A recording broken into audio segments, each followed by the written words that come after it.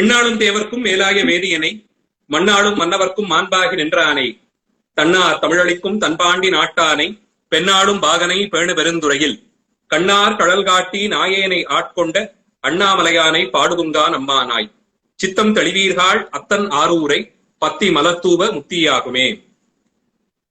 எல்லோருக்கும் வணக்கம். சித்திரக்கதைகள் தொடர் நிகழ்ச்சியின் 18வது பகுதி. சிவபெருமானுடைய அடியார் பெருமக்கள் எண்ணிலடங்காதவர்கள். அப்பாலும் அடி சார்ந்தார் என்று சுந்தரமூர்த்தியார் அவர்களுக்கு இலக்கணம் வகுத்தருளியிருக்கிறார். எக்காலத்தேயும் எந்த தேசத்திலேயோ ஏதோ ஒரு நாள் பத்தராய் அவனை பணிந்தவர்கள் எல்லோரும் அடியார்கள், அவர் திறத்து நாம் தொண்டு செய்திருக்க வேண்டும் என்ற நிலையில் அடியார்களுக்கு இலக்கணம் வகுக்கப்படுகிறது.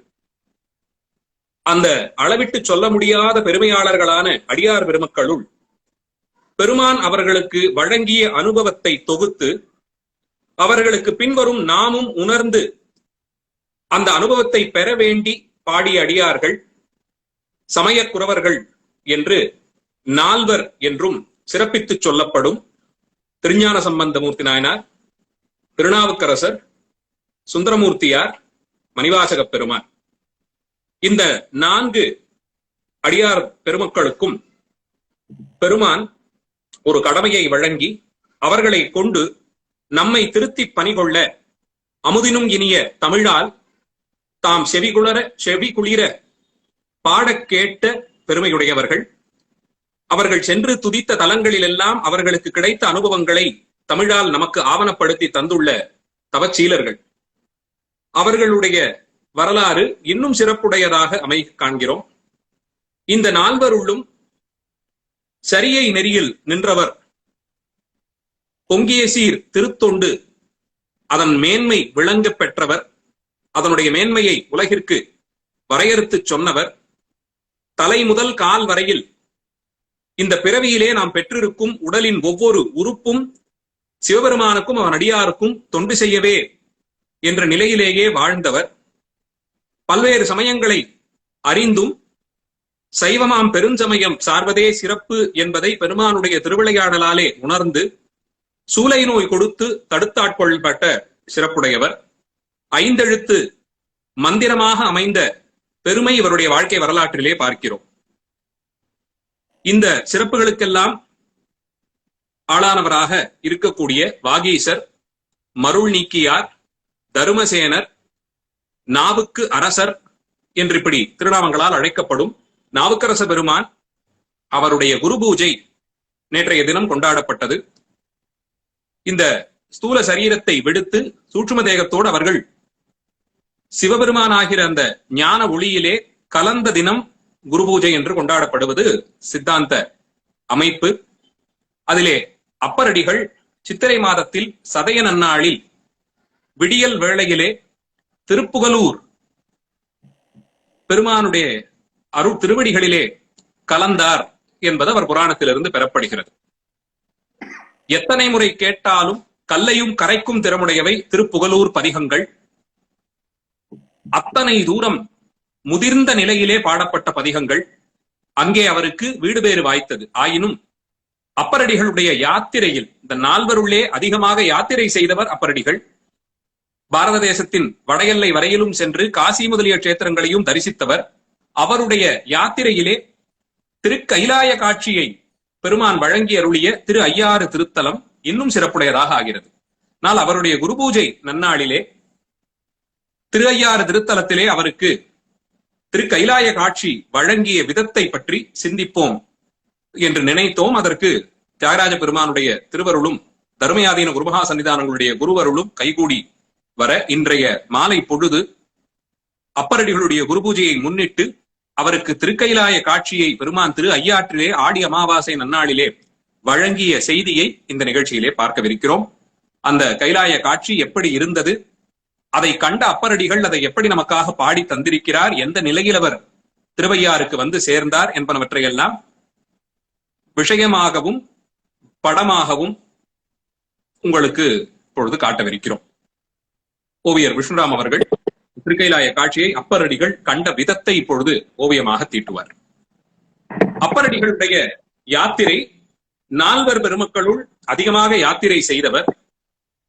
உடல் பேரிலே கொண்ட பற்று விட்டு போகும் அளவிற்கு, இந்த உடலை வெறுக்கும் அளவிற்கு இந்த கரணங்கள் எல்லாம் பெற்ற நிலையிலிருந்து தேய்ந்து தேய்ந்து போக பெருமானுக்கு தொண்டு செய்ய வேண்டும் என்ற படியிலே நின்றவர்.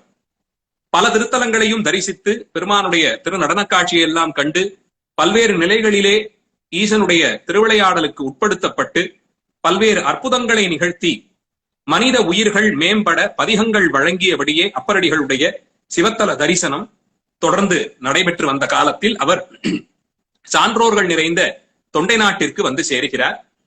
தொண்டை நாட்டிலே இருக்கக்கூடிய தலங்களை எல்லாம் தரிசித்து திருவொற்றியூர் தலத்தையும் தரிசித்து கண்ணப்பர் திறம் வியக்கும் காளத்தி மலைக்கு சென்று சேர்கிறார். பொன்முகலி என்று அழைக்கப்படும் ஸ்வர்ணமுகி நதியை கண்டு அதிலே புனித நீராடி கண்ணப்பருக்கு அந்த தலத்திலே பெருமான் அருளிய அந்த சிறப்பை எல்லாம் நினைத்தபடி காளத்திமலை கொழுந்தை வேதமொழி மூலத்தை விழுந்து இறைஞ்சினார் என்கிறார் சேக்கிழார் பெருமான். குடிமித்தேவராக கண்ணப்பருக்கு காட்சி தந்த அந்த காளத்தி மலையை வழிபடுகிறார். திருக்காளத்தி தென் கைலாயம் என்ற சிறப்புடையது. கைலாய மலையினுடைய ஒரு மலை முகட்டின் உச்சிதான் திருக்காளத்தி மலை. புராண சரித்திரங்களிலே சொல்லப்பட்டிருக்கும் விதமாக திருக்கைலாயத்திலிருந்து பெயர்த்தெடுக்கப்பட்ட ஒரு மலையின் உச்சி அது காளத்தியாக வந்து விழுகிறது. தென்னாடு செய்த தவம், திருக்கையிலையினுடைய சம்பந்தம் காளத்தி மலை மூலமாக நமக்கு கிடைக்கப் பெற்றது. அந்த மலையிலே வேத முதல்வனாக விளங்கும் வேத கொழுந்து, காளத்தி மலை கொழுந்து வேத மொழியின் மூலம் ஆக இருக்கக்கூடிய காளத்தி அப்பரை வழிபடுகிறார். அங்கிருந்து திருப்பருப்பதம் என்று சொல்லப்படும் ஸ்ரீசைல கஷேத்திரம், மல்லிகார்ஜுனராக பெருமான் எழுந்தருளி இருக்கக்கூடிய அந்த திருத்தலத்தை வணங்குகிறார். மலைமேல் மருந்து என்கிறார் சேக்கிழார் பெருமான் அந்த பெருமானை. அவரை வணங்கி பேணு திருக்கையிலை மலை வீற்றிருந்த பெருங்கோலம் காணுமது காதலித்தார். தென்கைலாயத்தை தரிசித்ததனுடைய தாக்கம் போலும் வடகைலாயம் திருநொடித்தான் மலையான கைலாய பர்வதத்தை தான் சென்று தரிசிக்க வேண்டும் என்று ஆசைப்பட்டார். பேணு திருக்கையிலை மலை வீற்றிருந்த பெருங்கோலம் காணுமது காதலித்தாராம்.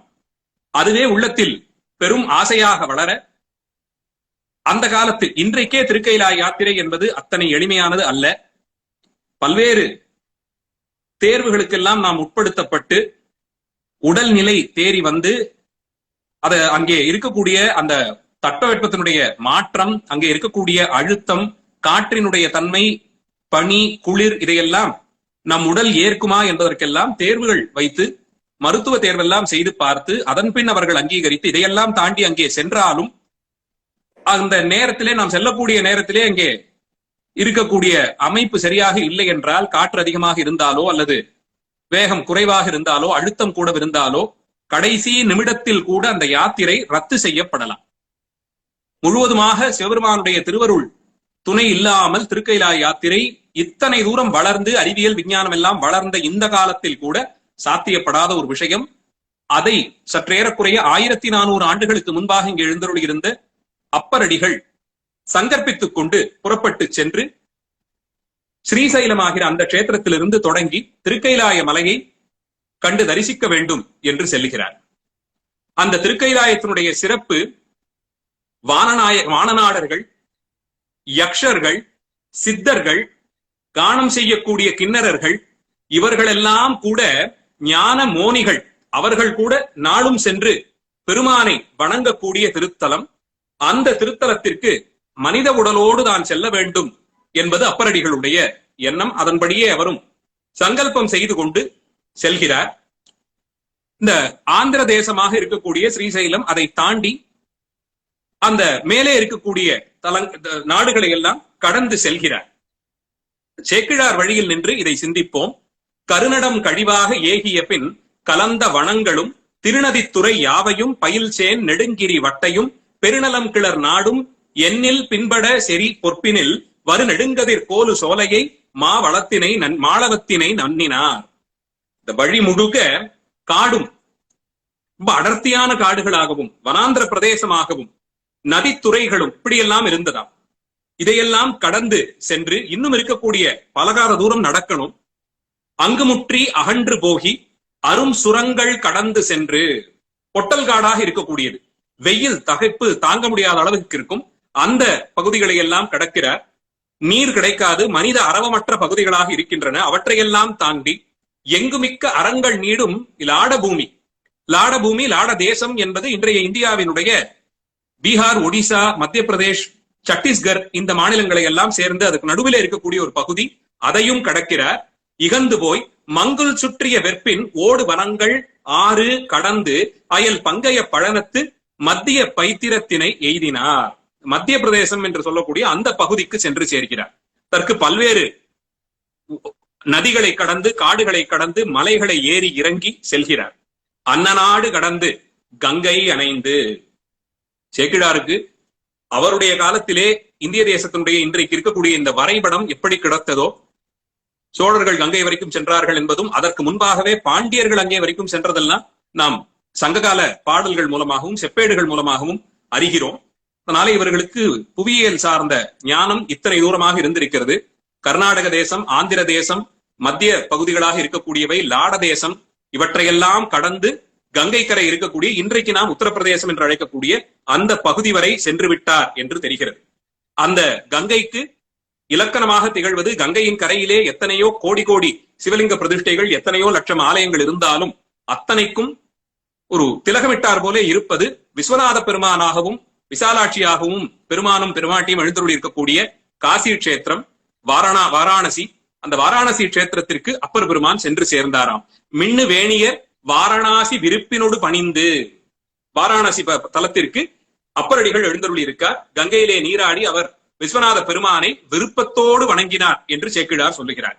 அவரையும் வணங்கி உடன் பின் அணைந்தவர் தம்மை அங்கன் ஒழிந்து, இதற்கு மேலே என்னை தொடர்ந்து யாரும் வர வேண்டாம் என்று உடன் வந்த அடியார் திருக்கூட்டத்தை காசியிலேயே தங்கி இருக்கும்படியாக செய்துவிட்டு கங்கை பெயர்ந்து போய் மண்ணு காதல் செய் நாவின் மன்னவர் வந்து கல்சுரம் முந்தினார்.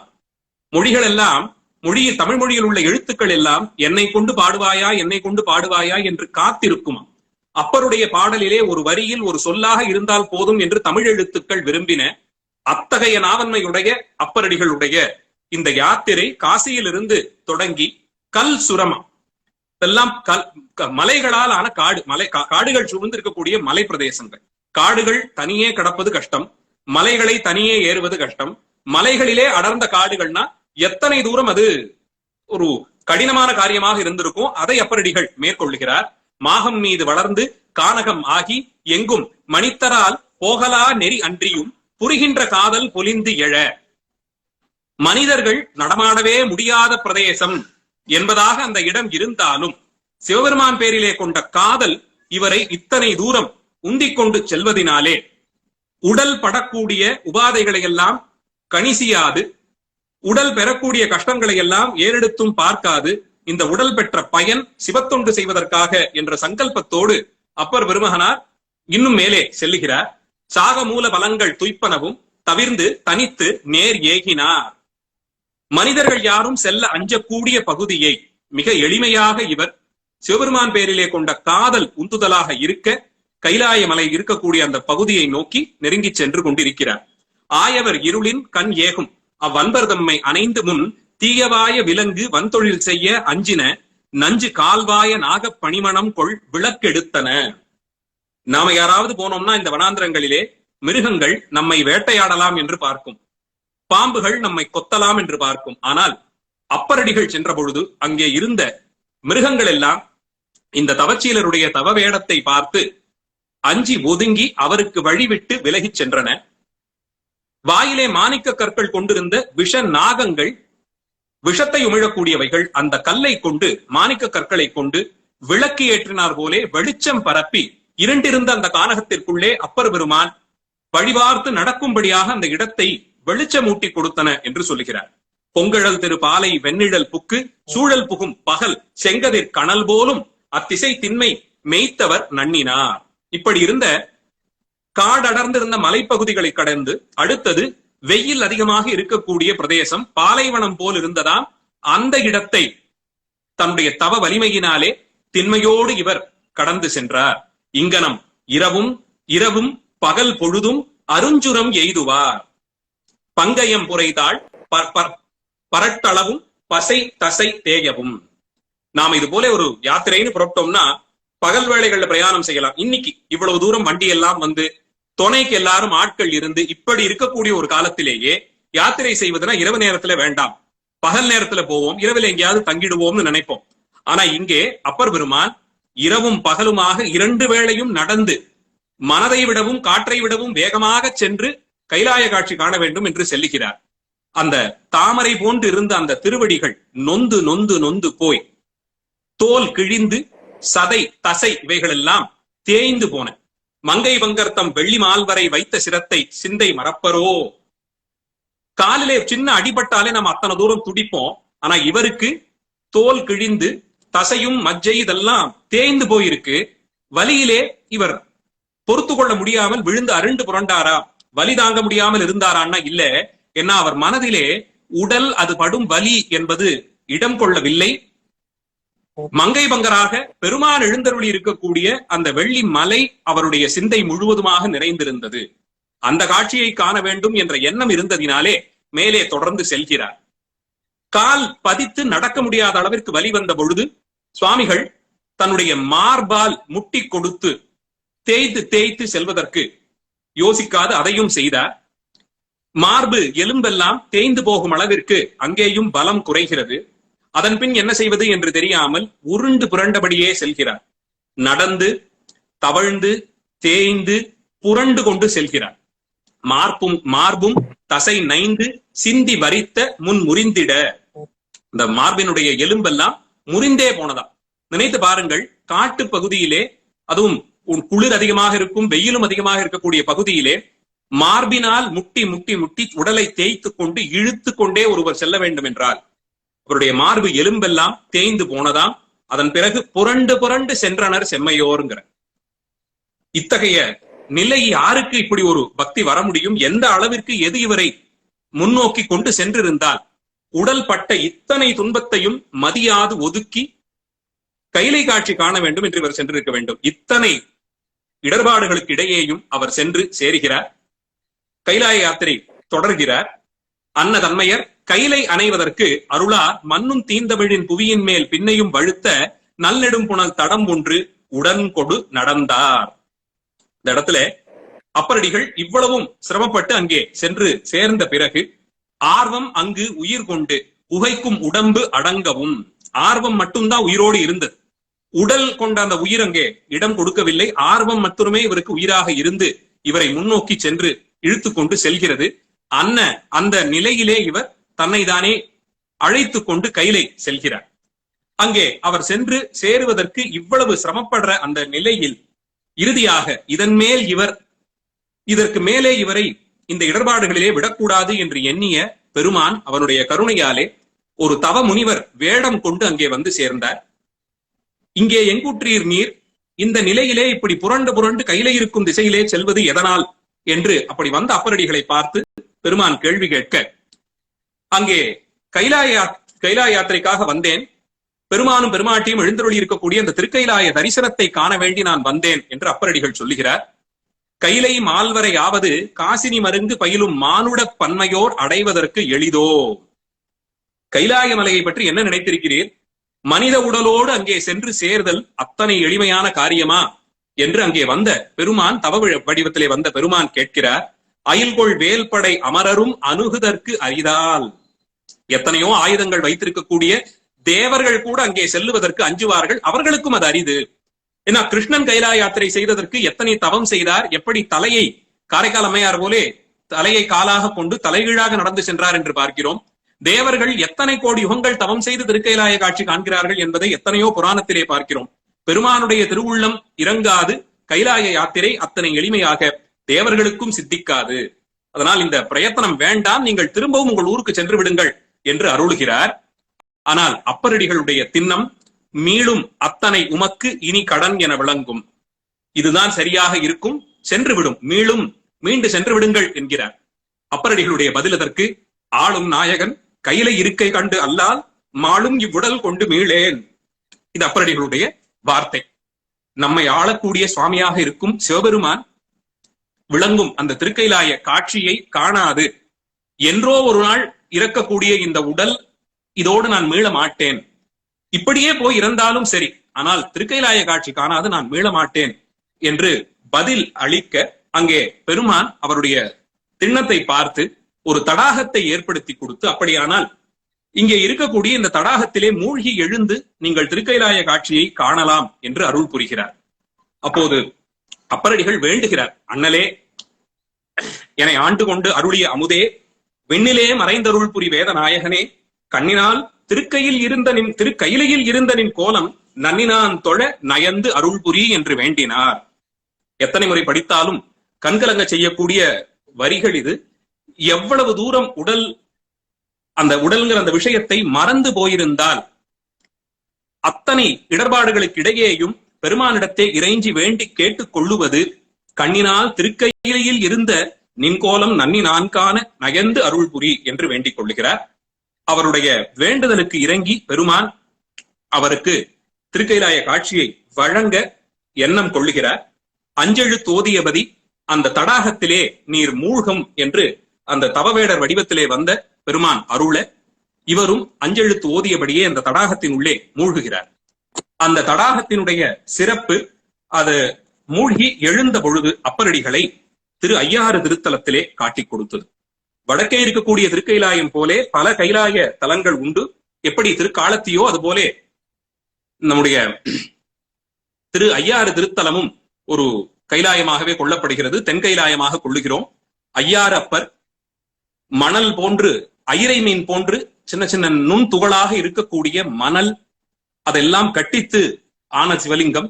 இந்த திருமேனியினுடைய சிறப்பு குருமகா சன்னிதானங்கள் சொல்ல கேட்டது. இன்றைக்கு ஐயாரப்பர் என்பதை பஞ்சநதீஸ்வரர் என்று அங்கே 5 ஆறுகள் ஓடுவது, அந்த தலத்தினுடைய ஈசன் என்ற பொருளிலே ஐயாரப்பர் என்று கொள்ளுகிறோம். உண்மையில் அதனுடைய பெயர் காரணம் அந்த 5 ஆறு ஓடும் தலத்திற்கு அதிபதி என்பது அல்ல. ஐரை மீன் போன்று இருக்கக்கூடிய மிக நுண்ணிய மணல் துகள் எல்லாம் ஒன்று சேர்ந்து கட்டித்து செய்யப்பட்ட பெரும் சிவலிங்க திருமேனி, பெரிய திருமேனி. ஒரு நாள் பொழுதெல்லாம் நின்று பார்த்தாலும் அங்கேயே இருக்கலாம்னு தோணும். அந்த அளவுக்கு ஒரு அத்புதமான சிவலிங்க திருமேனி, பார்ப்பவர்களை அப்படியே கவர்ந்தெழுக்கக்கூடிய திருமேனி ஐயாரப்பருடையது. அந்த திருமேனி சின்ன சின்னதாக இருக்கக்கூடிய மணல் துகள் எல்லாம் ஒன்று சேர்ந்து கட்டித்து செய்யப்பட்ட லிங்கம். அந்த ஐரை மீன் மணல் துகள் அந்த அளவிலிருந்து செய்யப்பட்ட திருமேனி, அப்படி ஆனவர், அதனாலே ஐயாரப்பர் என்று பொருள் வந்தது என்பதை குருமகா சன்னிதானங்கள் சொல்லி கேட்டிருக்கிறேன். அந்த ஐயாரப்பர் உரையும் திரு ஐயாறு திருத்தலத்திற்கு அவரை சென்று சேரும்படியாக செய்கிறார். வம்புலாமலர் வாவியின் கரையில் வந்து ஏறி உம்பர் நாயகர் திருவருள் பெருமையை உணர்வார், எம்பிரான் தரும் கருணை கொள் இது என இருகன் பம்புதாரை நீர் வாவியில் படிந்து எழும்படியா. இதுவும் ஈசன் அருள். ஏன்னா வந்திருப்பவர் சிவவேடத்திலே இருக்கிறார். வந்தவர் இதனை சொல்லி இந்த தடாகத்திலே மூழ்கி அஞ்செழுத்து ஓதி மூழ்குங்கள் என்று சொன்னதினாலே இவர் அதே போல 5 எழுத்தை ஓதியபடி மூழ்கி எழுந்திருக்கணும்னு உள்ள போய் அந்த குளத்திலே இறங்குகிறார். பொன்மலை கொடியுடன் மிடையும் நீழ்கொடி வீதிகள் விளங்கிய ஐயாறு. மூழ்கி எழுந்த பொழுது அங்கே எதிரே இருந்தது. மூழ்கும் வரையிலும் அவருக்கு அந்த தலம் திருக்கைலாய மலை, அந்த பனிபடர்ந்து இருக்கக்கூடிய அந்த பகுதியில தான் தடாகத்திலே மூழ்கினார். மூழ்கி எழுந்து பார்த்த பொழுது அங்கே இருந்தது மிடையும் நீழ்கொடி வீதிகள் விளங்கிய ஐயாறு. கொடிகளால் அலங்கரிக்கப்பட்ட நல்ல நீளமான வீதிகளால் சூழப்பட்ட திரு ஐயாறு திருத்தலம் இருந்தது. கொடிகள்னா அங்க தினமே அங்கே கொடிகள்லாம் ஏற்றி, கொடிகள் தோரணங்கள்லாம் மங்கள சின்னங்கள் இவற்றை எல்லாம் ஏற்றி வைத்திருப்பார்கள். அப்படி அந்த திருத்தலம் இருக்கிறது. உடைய நாயகர் சேவடி பணிய வந்து உருவார், அடைய அப்பதி நிற்பவும் சரிப்பவும் ஆன புடையமர்ந்த தன் துணையோடு பொலிவன கண்டார். சித்தாந்தத்திலே மிக முக்கியமான ஒரு விஷயத்தை கைலை காட்சியாக அப்பர் பெருமானுக்கு சிவபெருமான் இந்த இடத்துல காட்டி கொடுக்கிறார். எழுந்து பார்த்த பொழுது அந்த இடத்திலே, அந்த இடம் திருவையாறு, கைலாய தரிசனத்துக்காக போறார். அவரை கொண்டு வந்து திருவையாறுல பெருமான் சேர்த்து விடுகிறார். அப்போ கைலாயம் இங்கே தெரியணுமே. எப்படி தெரியும்? எதெல்லாம் இந்த இடத்தில் சேர்ந்தால், எதெல்லாம் இந்த இடத்திலே அப்பர் பெருமானுக்கு தெரிய வந்தால் இந்த இடம் கைலாயம் ஆகும் அப்படின்னு பார்த்து அதற்கு விடை சொல்லுகிறார் சேக்கிழார் பெருமான் இந்த இடத்துல. அடைய அப்பதி நிற்பவும் சரிப்பவுமான புடை அமர்ந்த தம் துணையோடு பொலிவன கண்டார். அந்த ஊருக்கு வந்த பொழுது கொடிகள் இருந்தது, கொடிகள் அமைத்த அந்த வீதிகள் எல்லாம் இருந்தன. ஆனா அதை தாண்டி அந்த இடத்திலே நிற்பவும் சரிப்பவும் ஆன புடையமர்ந்த தம் துணையோடும் பொலிவன. நடந்து செல்லக்கூடிய பிராணிகள், ஆகாயத்திலே பறக்கக்கூடிய பறவைகள், இவைகள் எல்லாம் தத்தம் துணையோடே ஒரு ஆணும் பெண்ணுமாக எல்லோரும் அந்த இடத்திலே பொலிவோடு சிறப்போடு விளங்க காண்கிறாராம். இதுதான் கைலாய தத்துவம். காண்பதிலெல்லாம் சிவபெருமானுடைய தன்மை இருப்பதை உணர வேண்டும். பார்த்த விஷயங்களில் எல்லாம் சிவதத்துவம் கலந்திருக்கின்றது. இருக்கும் விஷயத்தில் எல்லாம் பெருமான் உரைகிறான். நம்மை சூழ்ந்திருக்கக்கூடிய எல்லா பொருட்களிலும் பெருமானுடைய பெரும் கருணையால் அவன் அங்கே உறைந்து கொண்டிருக்கிறான் என்று பார்ப்பவரையெல்லாம் பரமனாக பார்க்கக்கூடிய ஒரு தன்மை இது திருக்கைலாயத்தை சென்று அடைந்தவர்களுக்கு கிடைக்கக்கூடியது. எல்லாம் அவன் என்ற நிலையிலே நம்மை உயர்த்தக்கூடியது திருக்கைலாயம்.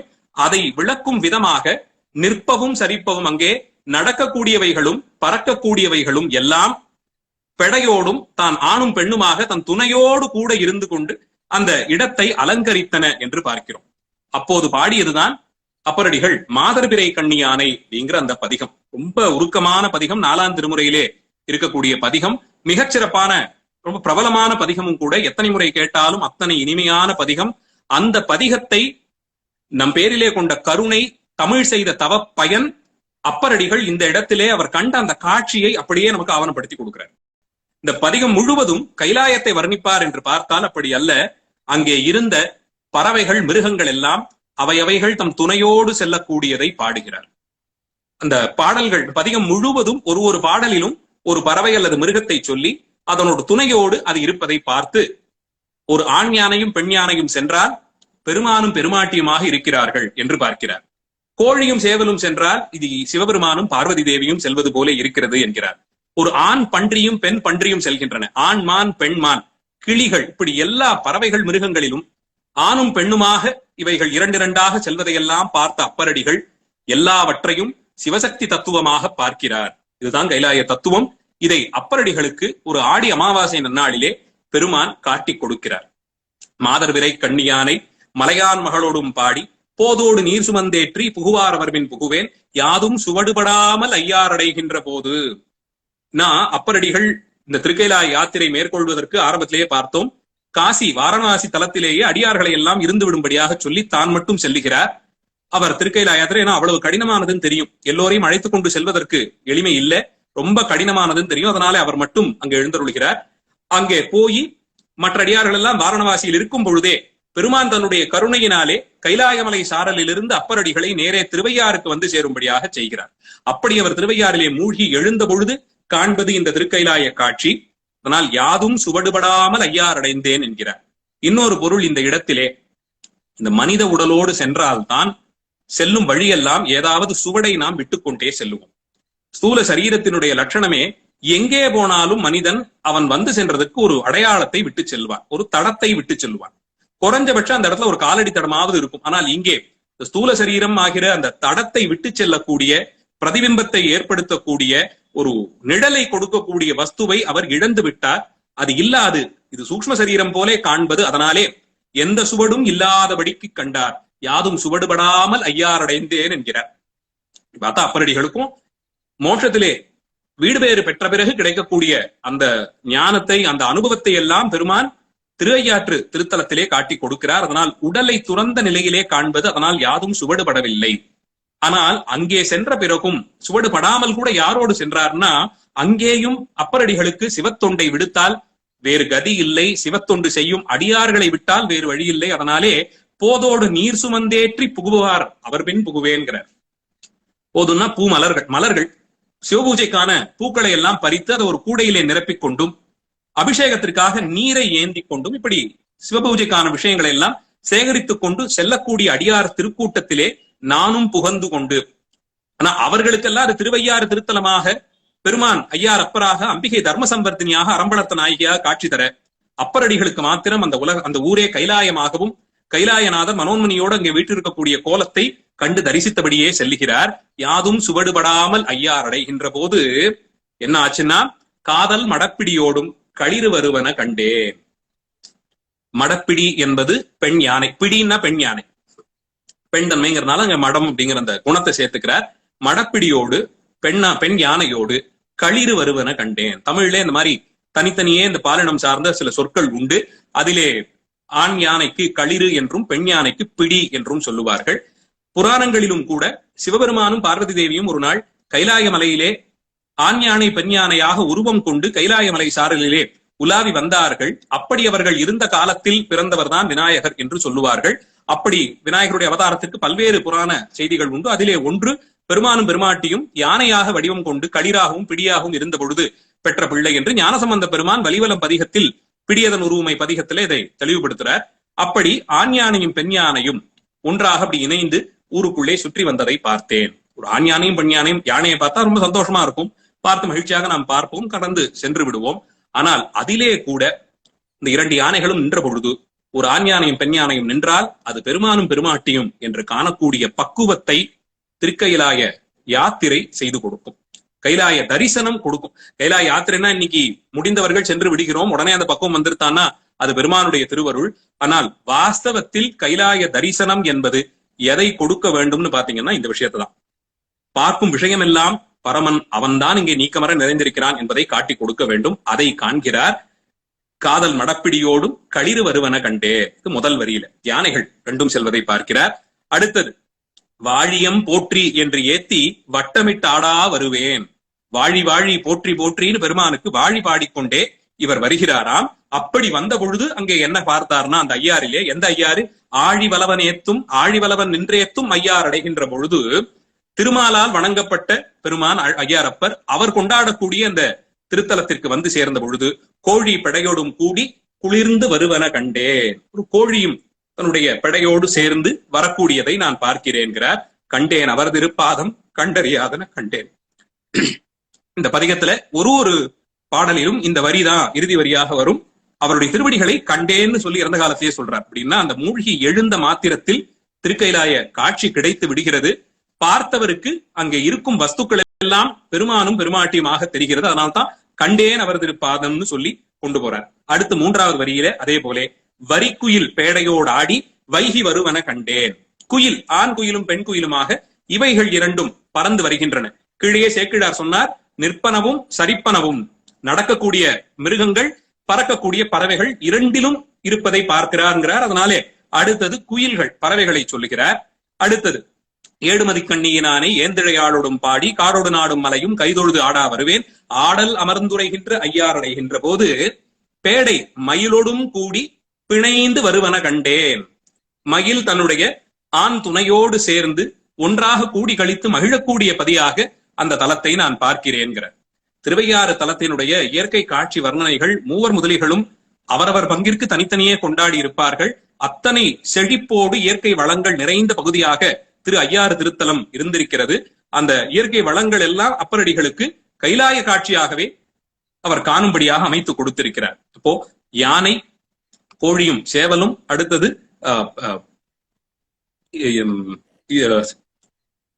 குயில் ஒண்ணு சொல்லியிருக்கார். இந்த மூன்று பாடல்களிலே ஒன்னொன்னும் வந்ததை சொல்லுகிறார். அடுத்தது, தன்மதி கண்ணியினானை தையல் நல்லாளோடும் பாடி உள்மெலி சிந்தையுனாகி உணரா உருகா வருவேன். அண்ணல் அமர்ந்துரைகின்ற ஐயார் அடைகின்ற போது வண்ணப்பக அன்றிலோடு ஆடி வைகி வருவன கண்டேன்.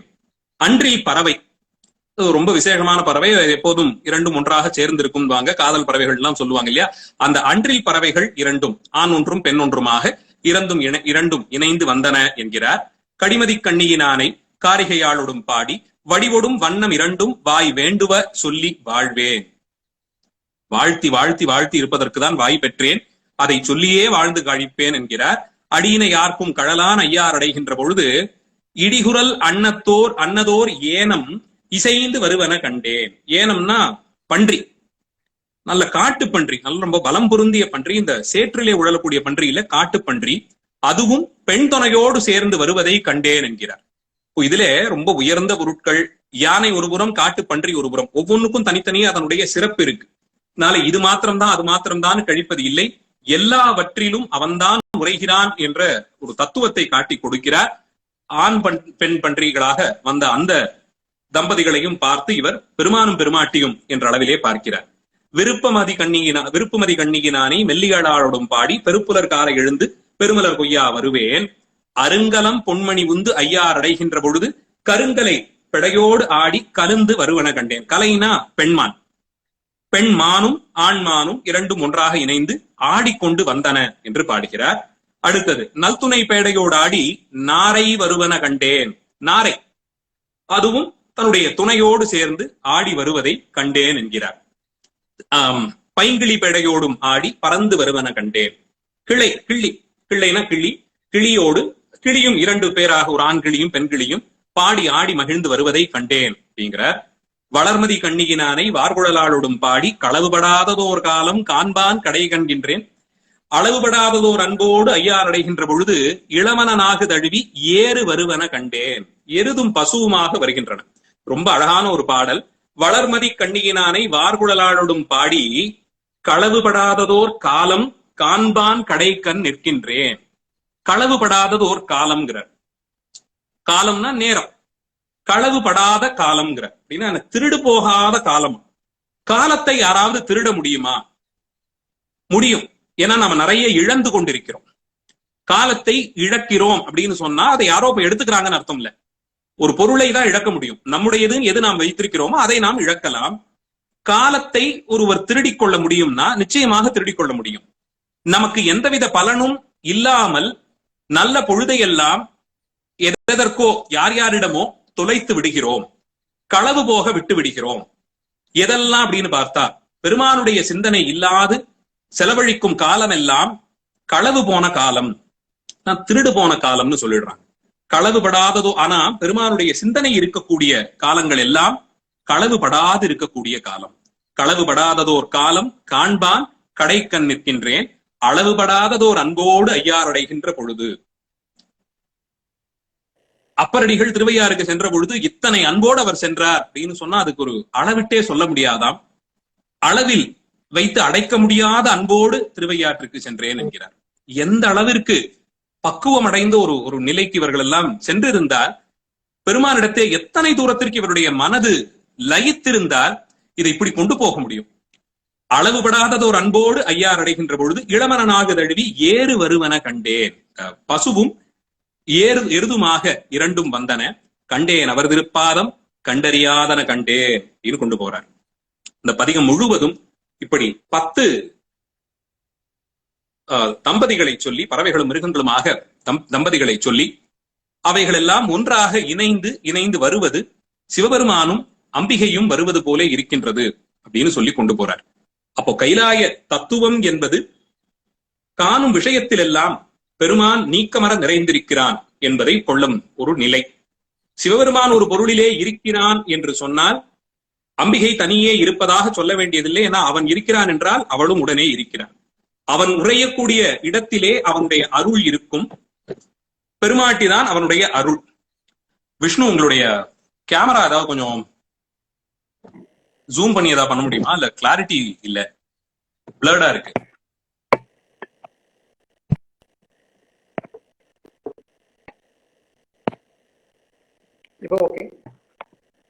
இல்ல இப்போ அப்படிதான் இருக்கு.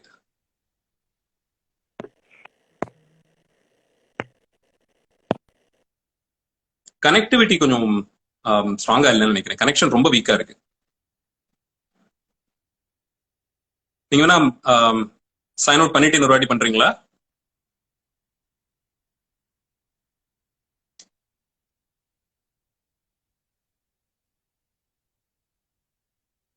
ஓகே, ட்ரை பண்ணிட்டு இருக்காரு. இப்படி காணும் விஷயங்களில் எல்லாம், கண்டவைகளில் எல்லாம் பெருமான் தன் அருளோடு இணைந்து வசிப்பதை ஏற்றுக்கொள்ளக்கூடிய, அப்படி காணக்கூடிய ஒரு மனப்பக்குவம் அப்பரடிகளுக்கு வருகிறது. அதுதான் திருக்கைலாய தரிசனம். கைலாய மலையினுடைய சம்பந்தம், கைலாய தத்துவம் என்பது நம்மை இந்த நிலைக்கு பக்குவப்படுத்த வேண்டும். அப்படி பக்குவம் அடைந்தவர்கள் எல்லா விஷயத்திலும் அவன் உரைகிறான்னு பார்த்தோம். சரி, அதனால என்ன லாபம்? எல்லா பொருளிலும் அவன் உரைகிறான் என்று எடுத்துக்கொண்டால் பெருமானிடத்தே நாம் செலுத்தக்கூடிய அன்பை எல்லா விஷயத்திலும் காட்டுவோம், எல்லோரிடத்தையும் செலுத்துவோம். அன்பு இருக்கும் இடமெல்லாம் பெருமான் உரையக்கூடிய இடம். அன்பு வேறல்ல, சிவம் வேறல்ல என்பது தெரியும். அதனாலே அன்பு எங்கெல்லாம் இருக்கோ அதெல்லாம் பெருமான் இருக்கக்கூடிய இடம். அதனாலே அவனை சுமத்து செல்லுதல், அவனை மனதிலே சுமந்திருத்தல் என்பது அன்போடு இருத்தல். அவன் உரையக்கூடிய தலத்திற்கு சென்றால் அவனை எப்படி நாம் கொண்டாடுவோமோ அதுபோலே காணக்கூடிய பொருட்களில் எல்லாம் அவன் வசிக்கிறான் என்பதை எடுத்துக்கொண்டால் நம்மோடு இருக்கக்கூடிய எல்லா உயிர்களிடத்தையும் அன்போடு நாம் இருக்க பழகுவோம். ரொம்ப கடினமான ஒரு விரதம் மாதிரி இது. அவ்வளவு எளிமை இல்லை. எல்லோரிடத்தையும் அன்பு செலுத்துதல்ங்கிறது அவ்வளவு எளிமையான ஒரு காரியம் இல்லை. ஆனா அந்த நிலைக்கு நாம் செல்ல முடியும். இப்ப கொஞ்சம் பெட்டரா இருக்கு விஷ்ணு. தேங்க்யூ. அந்த படிக்கு நம்மை உயர்த்தக்கூடியது கைலாய தத்துவம், கைலாய தரிசனம் என்பது. அந்த கைலாய தரிசனத்தை தான் அப்பர் பெருமான் இந்த நிலையிலே திருவையாற்றிலே கண்டார். பலரும் இந்த பதிகங்களிலே சொல்லப்பட்டிருக்கக்கூடிய திருக்கைலாயம் இங்கே இருக்கக்கூடிய கைலாயம் இல்லை என்றும், அது ஒரு தத்துவம் மாதிரி பார்க்கணும்னு எல்லாம் பொருள் சொல்லுவாங்க. ஆனா பதிகங்களையும் பெரியபுராண ஆசிரியருடைய சொற்களையும் எடுத்துக்கொண்டு பார்த்தால் வடக்கே இருக்கக்கூடிய இந்த திருக்கைலாயத்தை நோக்கித்தான் இந்த யாத்திரைகள் எல்லாம் நடந்திருக்கு. ஞானசம்பந்த பெருமான் திருக்காலத்திலிருந்து இத்தனை தலங்களை பாடுவதோ அல்லது அப்பரடிகள் இவ்வளவு பிரயத்தனப்பட்டு நடந்து சென்று தரிசிக்க விழைந்ததோ, சுந்தரமூர்த்தியாருக்கு வெள்ளையானை கொடுத்து அவரை அழைத்துக் கொண்டதோ எல்லாம் இந்த திருக்கைலாயத்தை தான் குறிக்கும். அதுல சந்தேகம் இல்லை. நொடித்தான் மலை என்று சொல்லப்படுவது இந்த மலைதான். இன்னைக்கும் அந்த மலைக்கு பல மைல்கள் முன்பாக நின்றுதான் தரிசனம் பண்றோம். அதுவும் பெருமானுடைய கருணை தான். இவ்வளவும் தாண்டி அங்கே போன பிறகும் ஏதேதோ காரணங்களால் வானம் மூடியிருப்பதாகவும் மேகம் மூடியிருப்பதாகவும் சொல்லி தரிசிக்க முடியாத அளவிற்கெல்லாம் மீண்டு வந்தவர்கள் உண்டு. அதனாலே இது எப்படி அமையும் என்பது பெருமானுடைய திருவுள்ளம் தான். யாரும் கைலாய தரிசனம் என்றால் கைலாய மலைக்கே சென்று அந்த மலைமுகட்டை தொட்டு பார்த்து வருவது கிடையாது. அப்படி செல்லவும் முடியாது. அது அத்தனை எளிமையான ஒரு காரியம் இல்லை. அதுக்கு ஏதேதோ காரணங்கள் சொல்லுகிறார்கள். அங்கே இருக்கக்கூடிய அந்த அழுத்தம், காற்றழுத்தம் மிக அதிகமாக இருக்கும் என்றும், அதையும் மீறி கொண்டு சென்றால் அது நம்ம மனம் புத்தி பேதளித்து போகக்கூடிய அளவுக்கு செய்துவிடும் என்றெல்லாம் சொல்லுகிறார்கள். நாளை அவ்வளவு எளிமை இல்லை. நாளை பெருமான் தன்னுடைய கருணையினாலே ரொம்ப அதிக தூரத்திலேயே நிறுத்தி கொண்டாலும் அங்கிருந்தும் நாம் கண்டுகளிக்கும்படியாக வைக்கிறார். அதனாலே அந்த அளவில் நின்று அந்த அனுபவத்தை நாம் பெற பார்க்கிறோம். அதற்கு தாண்டி செல்லத்தான் அப்பரடிகள் விழைந்து இந்த மனித உடலோடு செல்வதற்கான இடம் இது இல்லை என்று சொல்லி பெருமான் தடுத்து அவரை மீண்டும் அனுப்பி வைத்தார்.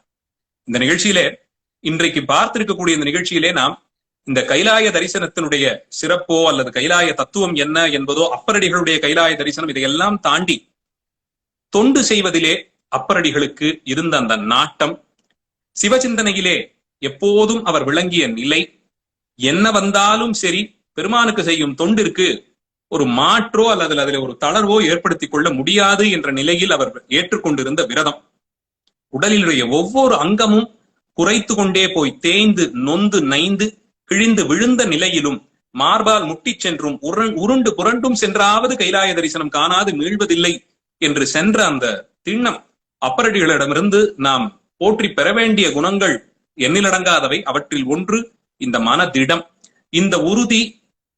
எந்த வயதிலே அவருக்கு இருந்ததுன்னு பார்த்தோம்னா, அந்த வயதிலே நிச்சயமாக நமக்கெல்லாம் அவ்வளவு தூரத்துக்கு இருக்குமான்னு சொல்ல முடியாது. அத்தனை வயது முதிர்ந்து பழுத்திருந்த நிலையிலே அவருடைய உறுதி இந்த அளவிற்கு இருந்தது. அந்த பெருந்தகையாளர் அவர் ஏதோ நாம் செய்த இந்த இந்த தென்திசை செய்த தவப்பையினால்தான் இந்த அருளாளர்கள்லாம் இங்கே அவதரித்தார்கள் என்று சொல்லுவார்கள் சேக்கிழார் பெருமான்.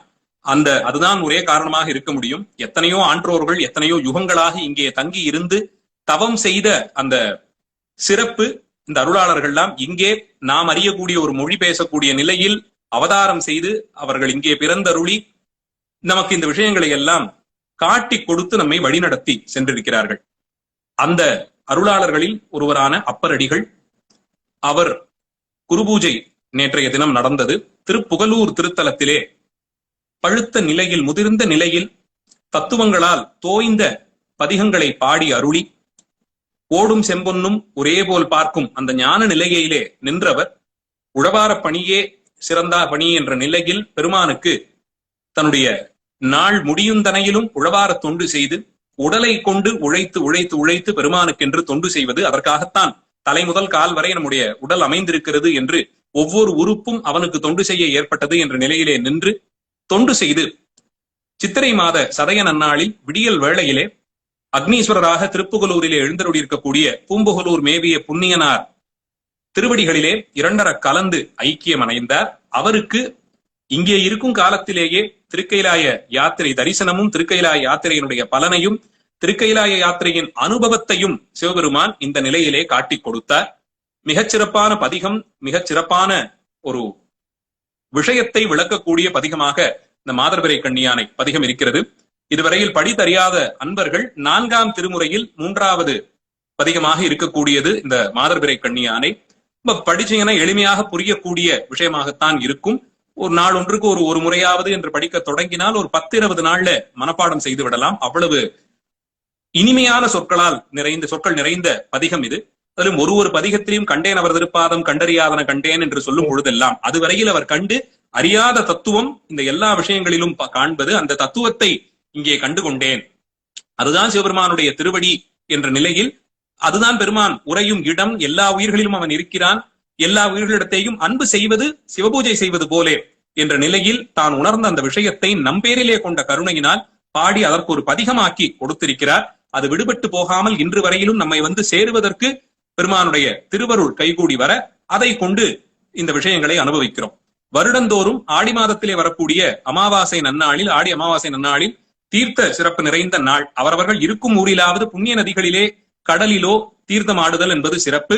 அதில் இந்த உற்சவம், இந்த திருவிழா ஆடி மாத அமாவாசை நன்னாளிலே தருமபுரம் ஆதீனத்தின் அருளாட்சிக்கு உட்பட்ட தர்மசம்பர்த்தினி உடனுரை ஐயாரப்பர் திருக்கோயில் அறமலர்த்த நாயகியும் ஐயாரப்பராகவும் அம்பிகையும் பெருமானும் வீட்டிருக்கக்கூடிய திரு ஐயாறு திருத்தலத்திலே அங்கே இருக்கக்கூடிய தர்மயாதீன குருமகா சன்னிதானங்களின் திருமுன்னிலையில் மிகச்சிறப்பான முறையிலே இந்த கைலாய காட்சி விழா நடைபெறும்.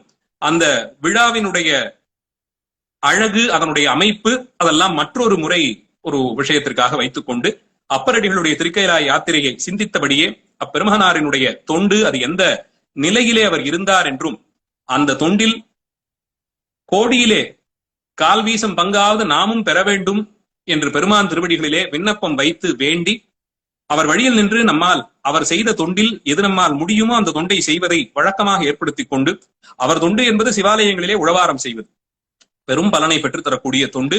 உழவாரம் செய்து உயர்ந்த குடும்பங்கள் பலவற்றையும் அறிவோம்.